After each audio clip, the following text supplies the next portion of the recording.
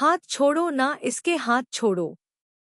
यह मेरी बच्ची, बाप ने तेरी कसम खाकर कहती हूँ, मैंने चोरी नहीं करी। लॉकअप में डालो इसे। एक एक मिनट, एक मिनट, एक मिनट। इंस्पेक्टर साहब, कोई गलतफहमी हुई है। मेरी बच्ची कोई गलत काम नहीं कर सकती। गुलाब जी, ये तो आपकी बहू है।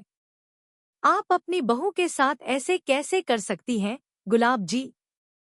मैं हाथ जोड़ती हूँ आपके आगे, मैं पैर पड़ती हूँ आपके। मेरी बच्ची चोर नहीं है। मेरी बच्ची को माफ कर दीजिए, वो चोर नहीं है।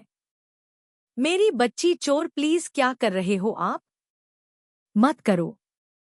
इनके सामने गिड़गिड़ाने का कोई फायदा नहीं। और इन्हें भी पता है कि चोरी मैंने नहीं करी है। ये सिर्फ हमें तकलीफ देना चाहती।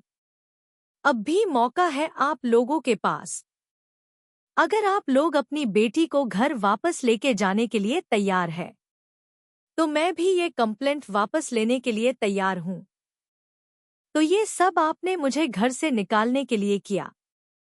अगर ये हीर की बच्ची सुराग छोड़ के मायके चली आएगी तो क्या इज्जत रहेगी हमारी पिंड में है? और हमारी मम्मी के लिए कौन भेजेगा रिश्ता? सोचो, उसके बारे में सोच रहे हो आप। मुझे इनकी शर्त मंजूर नहीं है। मैं अपने घर वापस नहीं जाऊंगी। मैं बेकसूर हूँ। मर्जी तुम्हारी। तू ही कहती है ना, भगवान जी कोई ना कोई रास्ता निकाल ही लेते हैं। वो कोई ना कोई फरिश्ता भेजते हैं। क्या भगवान जी सच बचाने के लिए सच में कोई फरिश्ता भेज? जब मैंने कोई गुनाह किया ही नहीं है, तो मैं क्यों मुजरिम बनकर यहाँ से निकलूं? ओ बड़ी मतलबी है तू है। सिर्फ अपने बारे में सोचती है। अपने परिवार दी इज्जत दी कोई परवाह है कि नहीं? अपनी जिद छोड़ दे, अपने बाप के बारे में सोच। मत जाओ। ये लड़ाई अकेले नहीं लड़ी जा सकती। घर चल पुत्तर। रुक जाइए। ये फुटेज देखिए। देखा इस व्यक्ति के सामने। मैं सच बोल रहा था ना। मैं हाथ उठा रहा हूं। अब तो सबूत मिल गया हमको।